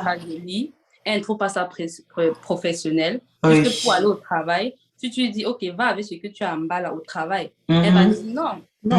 Pourquoi? Elle va dire, oh, c'est pas beau, c'est pas présentable. Franchement, mais tu restes à la maison avec. Donc, ton chéri subit ce qui n'est pas beau, pas présentable. Ensuite, tu dis que non, tu forces ça en fait. Tu dis, si tu n'aimes pas, je suis une femme, je veux faire ce que je veux. Et donc, si tu es une femme et tu veux faire ce que tu veux, arrête de te cacher derrière ton chéri. Parce qu'au fond, si tu as vraiment un homme qui dit qu'il n'aime pas ça, si tu lui expliques pourquoi, si tu lui expliques terre à terre de c'est pas bien pour ma santé, regarde notre fille, qu'est-ce qu'elle va penser. La brésilienne, si que tu m'as acheté, c'est la tête d'une autre femme que tu me donnes de porter, il va comprendre. Je veux dire, quelle personne ne va pas comprendre si tu lui expliques doucement. Il ne faut pas venir avec la force de « Oh, je suis une femme et je décide ». Non, si tu lui expliques pas à pas pourquoi et comment, il va tout simplement accepter, quoi. C'est vrai. Tu sais, très pertinent, Sandra, parce que tout à fait, ça part de l'éducation de nos chéris. Tu vois, il faut quelque part qu'on les éduque, qu'on les éduque à voir nos cheveux autrement. Généralement, il y a cette phrase-là qui vient quand tu as ton cheveu ouvert à ton chéri et vous devez sortir. Une phrase qui vient, mais tu n'es pas coiffée. En fait, totalement. En fait, elle a envie de savoir que quand ils sont avec sa chérie, elle a mis la perruque. C'est l'éducation que tu lui as donnée. C'est la grève, c'est ceci et tout. Donc, du coup, la phrase là revient que mais tu n'es pas coiffée. Et ça choque parce que là, tu avais pris tout ton élan. Oui. Aujourd'hui, je sors avec mon afro. Oui. Ça, c'est totalement vrai. Et quand vrai. je sors, mais tu n'es pas coiffée. Oui. En fait, tu ne l'as pas encore éduqué. Exactement. Dit, en fait, cette coiffure que je porte, c'est une coiffure, c'est comme ça que je me sens bien. Donc, c'est à notre responsabilité aussi d'éduquer nos conjoints. Et vraiment, les hommes, s'il vous plaît, motivez vos femmes. Motivez vos femmes, appréciez-les avec leurs cheveux afro. Arrêtez de leur dire que mais, tes cheveux là, c'est bizarre. Mais tu sais, c'est pas leur faute, hein. C'est pas seulement l'éducation, c'est les médias. Parce que quand on regarde, je vais prendre un exemple, hein, on regarde un film, les scènes d'amour, hein, on va prendre les scènes érotiques. On va rarement voir une scène érotique avec une sœur qui a les cheveux comme ça. C'est très rare. On va souvent voir du cheveu lisse, voilà. Hein? Ça, c'est érotique. Mais ça, là, voilà. Donc, il y a quelque part, toute une dynamique. On doit, en tout cas, en tant que femme afro-descendante, on a vraiment plusieurs fronts à attaquer. Le positionnement qu'on doit avoir au travail, comme quoi je m'impose, c'est le même positionnement qu'on doit avoir. Mais disons pas qu'on s'impose avec les conjoints, on veut pas ça. Mais qu'on se positionne nous-mêmes, pour nous-mêmes, pour pouvoir mieux se faire accepter comme on est. Voilà comment je pense qu'on peut faire avec les conjoints. Maintenant, en ce qui concerne tout ce qui est médias, franchement, s'il y a des afro-descendants qui ont des opportunités d'influence médiatique, commencez à, je suis pas en train de dire allez faites des films porno avec des femmes aux cheveux naturels, c'est pas ce que je dis. J'ai pas dit ça. J'ai juste dit, il faut de plus en plus normaliser, voilà, un autre type de cheveux pour que ce soit plus facile pour certains hommes d'accepter ce qui peut aussi être érotique. Donc, ou même pas érotique, mais aussi beau, hein, on va dire aussi beau. Donc voilà. Mais ça, vraiment, ça c'est un... Peut-être un petit détail, et là, je vais vraiment tirer un grand chapeau à l'équipe de Phenomenal Women, parce qu'en fait, c'est un travail que vous avez commencé déjà à créer cette plateforme-là où on peut, en tant que femme, en parler, où on peut, une plateforme où on peut rencontrer des experts, on peut rencontrer des personnes qui sont débloquées à ce niveau-là, qui prônent en fait vraiment de se libérer son afro, libérer sa beauté. Oui. Et moi, je trouve vraiment que la personne qui n'est pas là le 26, franchement. Le 25. À Francfort, franchement, aura tout raté. Oh, merci beaucoup. Merci beaucoup. Nous sommes vraiment reconnaissants pour tout ça. Et d'ailleurs, une mention très spéciale à l'équipe Women for Knowledge, Corinne, Caroline, Mireille, Flora et toute l'équipe. Franchement, on vous donne les fleurs, hein, pour ce qui a été mis en place jusqu'à aujourd'hui. Et en effet, justement, nous vous invitons le 25 juin. Prenez vos billets. On va ajouter le lien pour que vous les procuriez. Donc, vos billets d'entrée pour l'événement. Ça commence avec les ateliers à 10 heures. On continue avec les podiums de discussion, des success stories et un programme d'entertainment dans la soirée. Et on invite aussi les entrepreneurs et entrepreneuses à réserver leur place à ce qu'on appelle une trade show, en fait, où vous êtes invité à vous enregistrer pour faire connaître votre concept, faire connaître vos produits et services, les vendre aussi. Contactez-nous en MP, en message privé, ou alors vous nous envoyez des mails à info@womenforknowledge.com. Donc, on continue la discussion. On a parlé des préjugés qu'on doit vraiment, les mythes qu'on doit vraiment déconstruire et détruire. La liste est tellement exhaustive qu'on ne peut pas la terminer aujourd'hui, mais on va évoluer vers autre chose. Donc, on a vu que voilà, on a des parcours particulièrement spéciaux en tant que femmes africaines, caribéennes, afro-américaines avec nos cheveux. Et tout ce qui dit parcours difficile dit opportunité. Opportunité de croissance, opportunité de transformation, opportunité d'impact. Et là, dans la prochaine section, on va parler de comment on utilise tout ce qui a été pas si agréable à notre avantage. Je peux vous partager, moi, en tant que chanteuse, dans notre milieu d'entertainment, c'est plus ou moins, les préjugés sont plus ou moins présents. Je peux vous raconter, par exemple, ce qui m'est arrivé avant un spectacle. J'arrive au lieu du show. La dame qui m'a booké me voit les cheveux comme ça. Elle regarde les cheveux là pendant 2 minutes. Elle me dit, j'espère que vous portez une perruque. Et là, je vois que y a vraiment un problème comment dire, on a des mentalités à changer, pas seulement chez nous, mais aussi autour de nous, dans tous les autres groupes, je vais pas dire groupes ethniques, mais toutes les autres cultures, ok? Donc là, on va parler de comment, par exemple, qu'est-ce qu'on met en place justement pour normaliser, pour passer de mouvement nappy en tant que révolution à mainstream. On va en institut de beauté, quelqu'un qui veut se former reçoit des ressources qu'elle doit étudier. Il y a autant d'informations pour le cheveu lisse que pour le cheveu africain. Ce qui est pour l'instant très déséquilibré. On voit que quand on est en salon afro, on voit des blanches rentrer, on sait quoi faire de leurs cheveux. Mais l'inverse est très, très rare et même trop rare. Où on rentre dans un salon du monde connu, on va le mettre comme ça, et ils sont perplexes, ils ne savent pas quoi faire. Ou alors, ils vont faire comme s'ils savent ce qu'il y a à faire, et on va te détruire ton cheveu. Oui. Tu vois? Donc, voilà, comment est-ce qu'on fait pour changer tout ça? Donc, là, je vais m'adresser à toi, Julie. Ma première question, d'abord, c'est de savoir quelles sont les activités phares présentes de l'Afro Hair Academy à Munich en ce moment? Ah oui, ok. Donc, au niveau de l'Afro Hair Academy, nous proposons en fait des académies dans divers domaines. L'académie, les récentes académies qui vont aussi dans cette lancée, ce sont des académies pour apprendre aux femmes à faire des tresses, à apprendre à maquiller leurs cheveux, à faire des nattes, des tresses.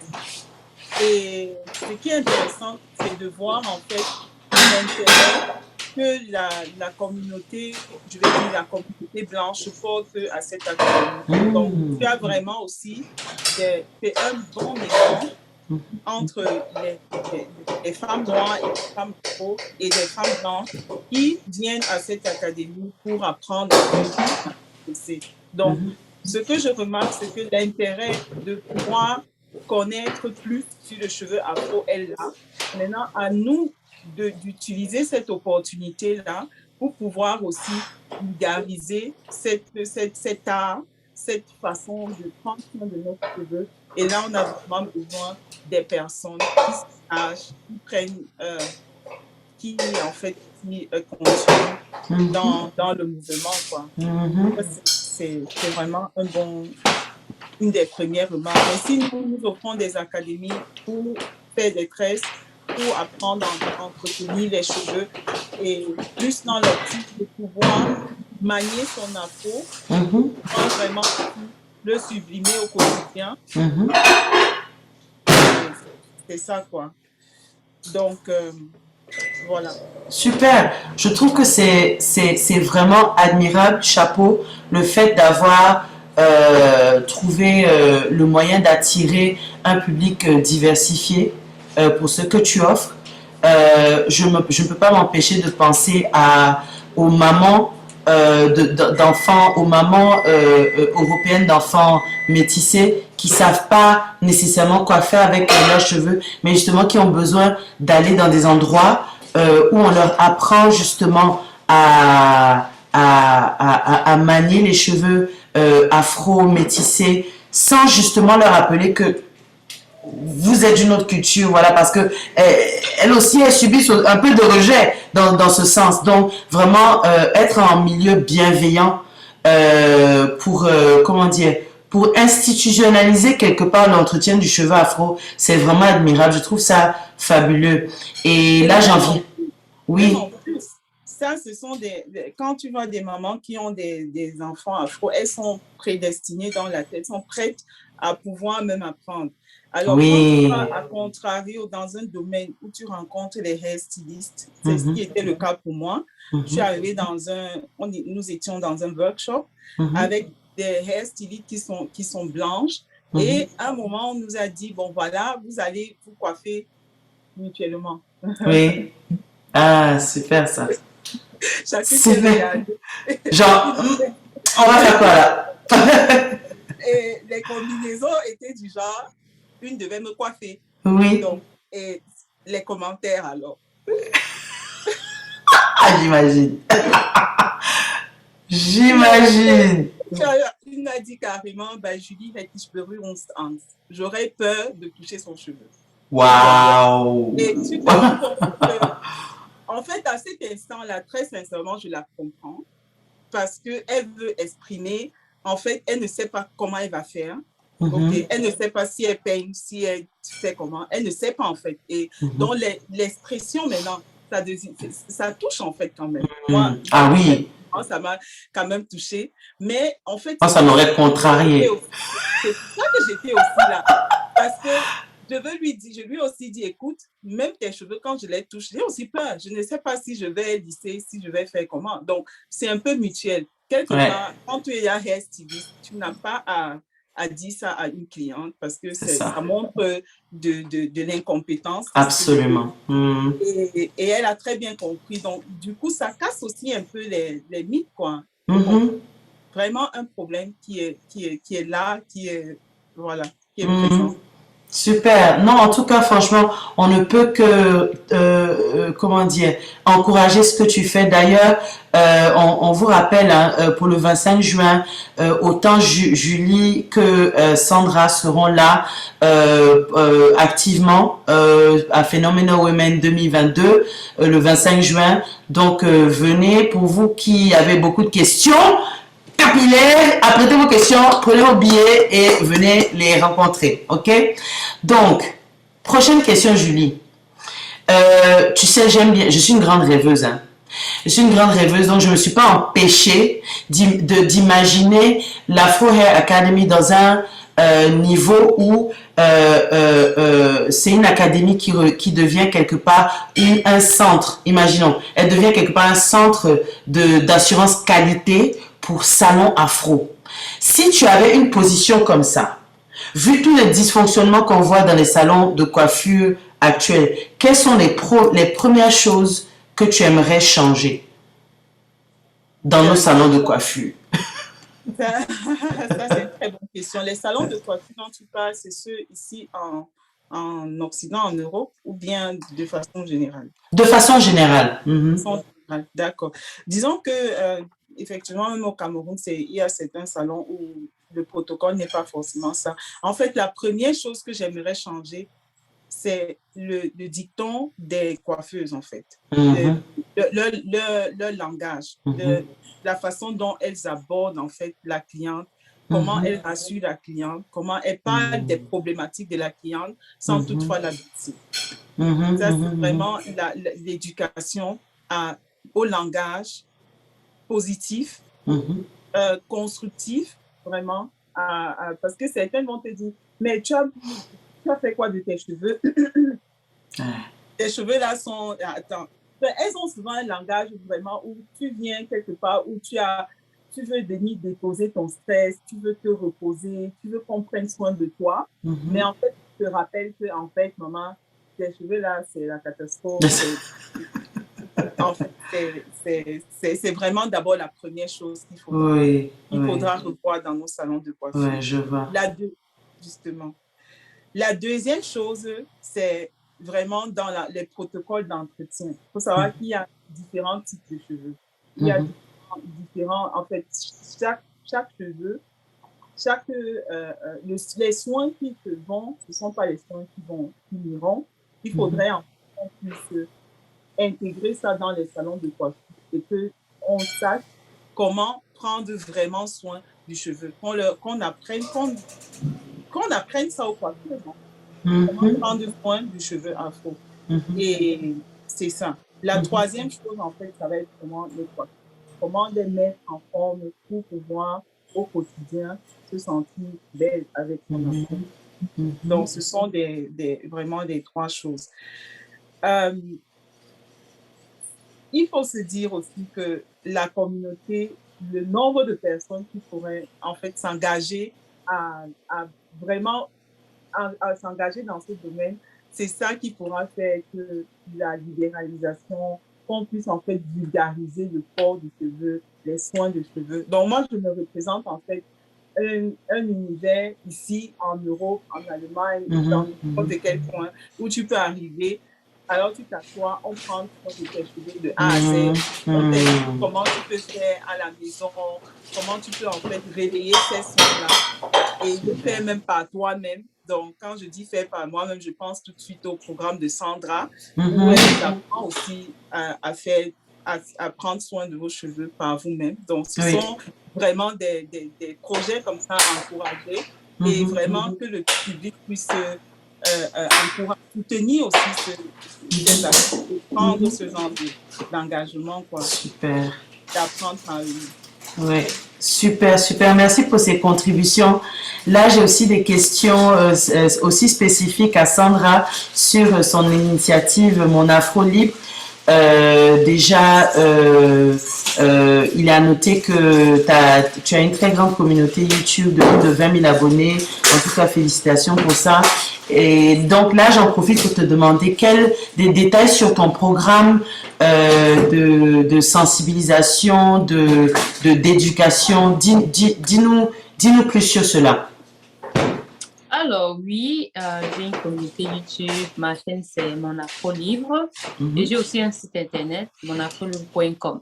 Mhm. Et je dis toujours qu'il faut qu'on se réconcilie avec nos cheveux. Mhm. Et pour ça, il va falloir briser plein de choses qu'on a dans la tête. On a toutes des séquelles, qu'on le veut ou pas. C'est Mhm. pas un débat, hein. On a tous des séquelles et qu'on devrait progressivement s'en défaire parce que si on s'en défait pas et qu'on entre dans ça, dans le mode, la tendance, oh, Mhm. la voisine a fait, je fais aussi, bah, Mhm. très vite, on va se reprendre et dire, oh, ça ne va pas, c'est pas comme pour tel, c'est pas comme pour la voisine, etc. Ouais.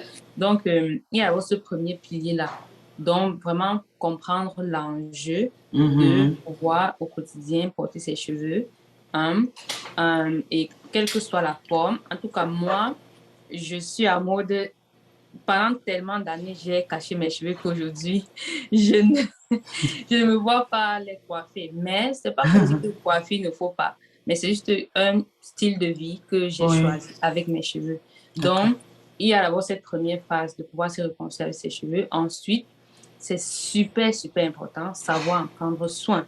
Mhm. C'est pour ça que moi, j'encourage beaucoup les initiatives, un peu comme ce que Julie est en train de dire, mais je trouve que ça doit être beaucoup plus axé sur apprendre aux Noirs, aux femmes noires, de savoir en prendre soin. Parce que j'ai dit ceci un jour, si on ouvre des salons de coiffure à tout coin de rue, les femmes noires ne vont pas apprendre à connaître leurs cheveux. Elles vont tout simplement aller au salon. Et le jour qu'on va fermer tous ces salons, qu'est-ce qui va se passer? C'est ça. Tout le monde va encore aller dans perruque, tissage, parce qu'on ne sait pas. Il y en a beaucoup qui le font parce qu'elles ne savent pas comment en prendre soin. Et donc, il faudrait qu'on puisse toutes apprendre à en prendre soin. Et maintenant, après la phase d'apprentissage, on part dans le mode, OK, ouvrir autant de salons qu'on veut. Comme ça, même si une femme part au salon de coiffure, au moins, elle sait en prendre soin. Et quand tu sais même prendre soin de quelque chose, on ne peut pas te faire n'importe quoi au salon. C'est pour ça que moi, jusqu'aujourd'hui, je ne sais pas si je peux aller à un salon parce que quand j'y vais, c'est déjà la première chose qu'elles font, ce n'est pas à faire. Et donc, et parce que je sais, oui, et parce que je sais comment il faut en prendre soin, c'est à mode non. Mais si je ne sais pas en prendre soin, qu'est-ce que je vais faire? Je vais m'assurer et dire, oh, elles sont les professionnelles, elles savent ce qu'elles font. Et je vais laisser à la fin, quand elles vont me bouser les cheveux, je vais dire, oh, les cheveux afro sont trop durs et sont compliqués. Vous voyez la différence lorsque tu sais quelque chose. On ne peut pas te faire n'importe quoi. Donc, c'est ça que ça sera cool de vraiment mettre ça vraiment en marche dans ces Hair Academy, de vraiment proposer des workshops où les femmes viennent vraiment et on les impose le fait d'en prendre soin elles-mêmes. Et non de faire que ça soit et on le fait hier pas après. Et donc, c'est pour ça que ça peut être en ligne ou encore ça peut être de présentiel. Et donc, c'est pour ça que, bon, pour l'instant, je ne fais qu'en ligne. Et je sais à travers mes programmes capillaires. Et mon programme phare, c'est des cheveux crépus souples et longs à ta portée, où on a des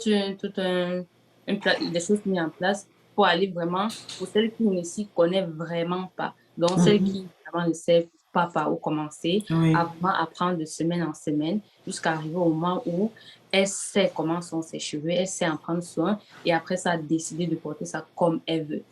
Donc, c'est-à-dire si elle veut les laisser lâcher ou encore si elle veut faire des tresses. Mais quand tu comprends, il y a ça, tu peux faire maintenant ce que tu veux avec.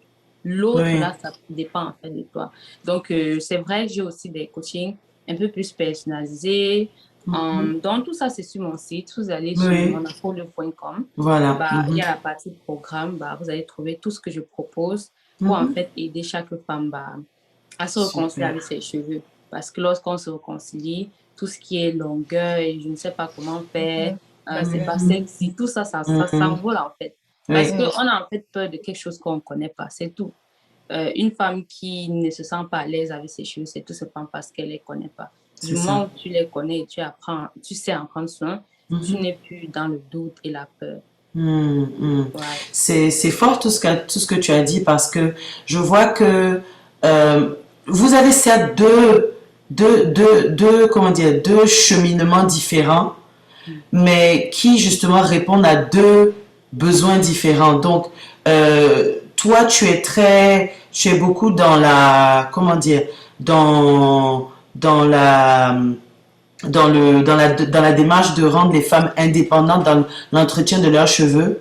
Julie, tu fais un peu la même chose, mais tu mets en place, comment dire, je te vois vraiment comme ça, hein, où tu mets vraiment en place un système uniforme qui permet au salon de coiffure de répondre vraiment correctement aux besoins des femmes qui se disent j'ai vraiment pas le temps de m'occuper moi-même de mes cheveux, je vais me faire chouchouter. Et je trouve que vraiment vous complétez vraiment bien. D'ailleurs on va vous mettre tous les détails sur mon Afro Libre et sur Afro Hair Academy pour que vous ayez toutes vos questions toutes à prêter pour les poser à Julie, Mireille et à Sandra. Et pour ceux qui vont vouloir leur parler directement, venez le 25 juin. Voilà notre prétexte à venir à Phenomenal Women 2022. Hein? Donc, dernière question. Comment? Je vais peut-être rajouter un petit détail sur ce que tu as dit. Oui.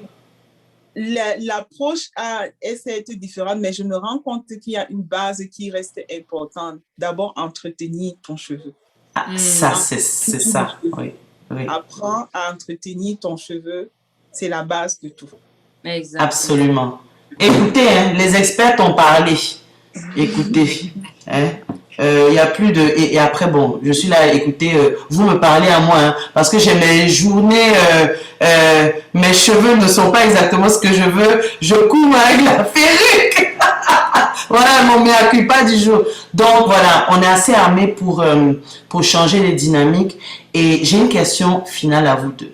Vous êtes pour moi des hairpreneuses exemplaires. Et ma question à vous, c'est pour celles et ceux qui veulent se lancer dans cette direction, qui hésitent, quels seraient vos conseils? Quels seraient vos conseils pour une bonne feuille de route, disons? Donc, Julie, dis-nous d'abord. Ça, c'est une très bonne question. Très bonne question parce que c'est bien beau de partir de sa passion. C'est ce que moi j'ai fait, je suppose Sandra aussi, pour pouvoir en fait sauter le cap et en faire en fait un métier ou bien une profession. Moi, je pense que d'abord, à la base, la passion, ce que tu aimes, c'est vraiment la chose qui te permet de surmonter tous les obstacles. En fait, à la base, de faire pour de l'argent, ça va pas marcher. Ouais. Ça va pas marcher. Oui, notez, hein. Le faire par amour parce que, en fait, tu as une conviction, tu as une vision, tu as un problème que tu veux résoudre, tu as une vision que tu veux porter. C'est par là que ça commence, à mon avis. Donc, déjà avoir cette vision-là que tu veux transmettre, cet amour pour ce que tu fais et le reste va d'abord suivre. Donc, ça, c'est la première des choses. La deuxième des choses, en fait, moi, là, où j'ai rencontré en fait beaucoup de difficultés, c'est que, en fait, comme tu l'as dit avant, hein, je suis maman de 2 enfants, je suis une épouse, je travaille, j'ai mon travail en plein temps. Et donc, de faire, offrir des académies à côté de ma vie quotidienne ou bien construire être membre-preneur, comme on nous appelle souvent, c'est quelque chose de challengeant, qui n'est pas impossible. Qui n'est pas impossible parce que il faut vraiment, pour moi, l'organisation, c'est la première des choses. Revoir son organisation. D'accord. Revoir son organisation, se faire entourer de bonnes personnes.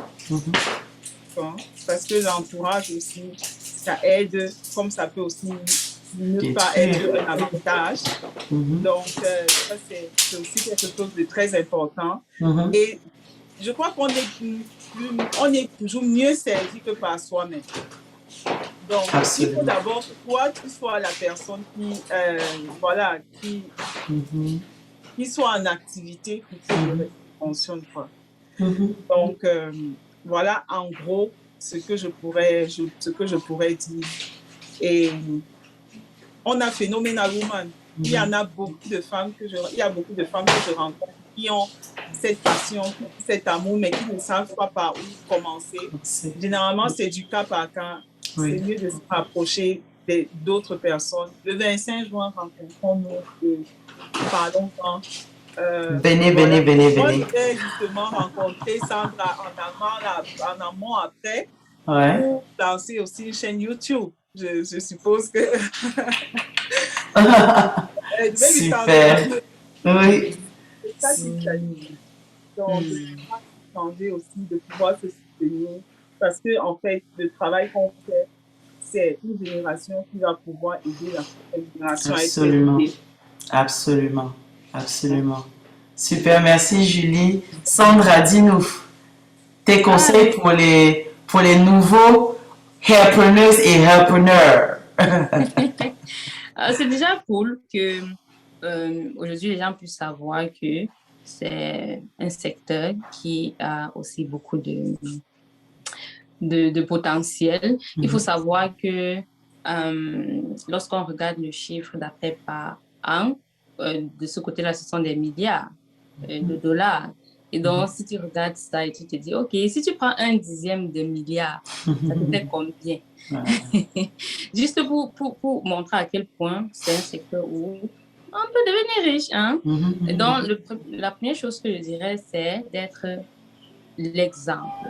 Dans le sens, je ne peux pas venir dire à une femme, va faire tes soins chaque semaine, fais ceci, si moi-même je ne suis pas. Je ne peux pas venir dire à une femme de faire ça et 365 jours, j'ai la perruque. Ça ne fait pas un sens. Donc, si on veut pouvoir amener quelque chose loin, il faut qu'on soit l'exemple. Et après ça, il va falloir ce qu'on appelle skills, dans le sens où c'est bien beau de vouloir entreprendre dans quelque chose, mais tu dois avoir la connaissance du côté business. Parce que c'est toujours le gros problème qu'il y a sur les passionnés. Les passionnés sont en mode, oh, ce que je veux seulement faire, ce sont les cheveux et tout. Mais ce n'est pas que ça.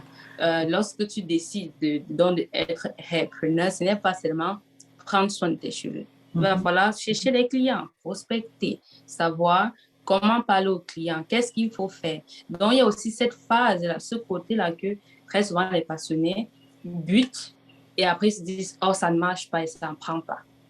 Et donc, il va falloir apprendre cette connaissance parce que tout s'apprend. Et il faut d'abord accepter qu'on n'a pas cette connaissance et non croire que parce que, par exemple, on a des longs cheveux, on va venir acheter. Non. Les gens voient et disent, oh, c'est beau, c'est long, mais tu dois être cette personne qui est capable de convaincre la personne qui peut aussi le faire. Et ça, c'est des skills, c'est un art que tu apprends. Donc, il va falloir déjà se garantir, c'est que si la personne est passionnée, la personne a garanti d'avoir la compétence dans le côté de l'entretien, etc., etc. Mais il va falloir ajouter à ça la compétence du business. Parce que le business, ce sont les chiffres. Ce n'est pas ici de, oh, est-ce que j'ai envie, j'ai pas envie. Non. Ici, il y a des règles, des choses à mettre en place. Et lorsqu'on combine tous les deux, tout va tout simplement fleurir. Et surtout dans cette activité, savoir, comme Julie l'a dit tout à l'heure, moi aujourd'hui, je sais qu'une femme noire qui réussit à traverser ce cap de prendre soin de ses cheveux et de savoir que c'est possible, c'est toute une génération que je sauve. Et ça, je ne prends pas à la légère. Quand je vois une maman qui m'appelle et me dit, oh, je prends déjà soin des cheveux de ma fille et elle ne pleure pas. Ça, c'est ma plus grosse satisfaction. Parce que j'ai beaucoup pleuré quand j'étais petite. J'ai eu beaucoup mal. On m'a défrisé. Le défrisant a parfois fait 2 heures sur ma tête. J'ai eu des brûlures. Et voilà des choses comme ça que lorsque moi, j'arrive à faire en sorte qu'une maman arrête le défrisant sur la tête de son enfant, c'est l'enfant en moi qui est sauvé, en fait. Et donc, ça, c'est aussi beaucoup de responsabilité. Parce qu'il faut savoir, ça vient aussi avec des responsabilités. Voilà. Absolument. Non, franchement, merci pour vos contributions, hein, parce que toutes vos contributions rappellent du fait que peu importe où on se situe, qu'on soit une femme dans la recherche de son positionnement capillaire en milieu professionnel ou alors une hairpreneuse, il faut se positionner sur un point de vue leadership. Donc, le leadership étant, en fait, c'est pas gouverner les gens. Le leadership, c'est servir les gens. Comment est-ce que je sers les gens? Comment est-ce que je sers la prochaine génération en choisissant ce que je porte sur la tête pour que cette prochaine génération voit que ça, c'est aussi un idéal? Comment est-ce que je me positionne comme vous, les hairpreneuses, en sorte que j'arrive à atteindre des masses et j'arrive à propager assez d'informations pour rendre les femmes indépendantes dans leur entretien capillaire. Donc vraiment que le mot-clé pour nous soit vraiment le leadership dans tout ce qu'on fait. Le leadership, c'est pas seulement les titres CEO, chef de ci, directeur de ça, c'est servir. Qu'est-ce qu'on fait pour servir? C'est l'action. Donc vraiment, je suis plus que reconnaissante d'avoir eu vos contributions. Je suis sûre que les autres, les auditeurs, l'audience est tout aussi enrichie que moi. À ce point, je sais pas trop s'il y a des questions. Je vais en profiter pour regarder. Après, on va pas éterniser les questions parce qu'on a affaire, hein. On a des vies. On a des vies, donc je regarde très vite. Alors.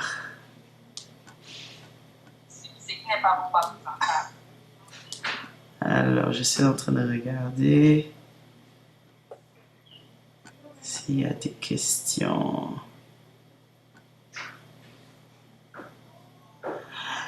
Là, je vois que jusque-là, bon, je n'en vois pas. Et même si j'en ai raté, tout ce que je peux dire, c'est quoi? J'en profite pour dire, si vous avez des questions, venez le 25 juin, point à la ligne. Voilà, c'est tout. On rend les choses simples. Vous prenez vos billets en avance parce que sur place, ça coûte plus cher. Planifions. OK? Sur ce, vraiment, Julie, Mireille et Sandra, grand merci.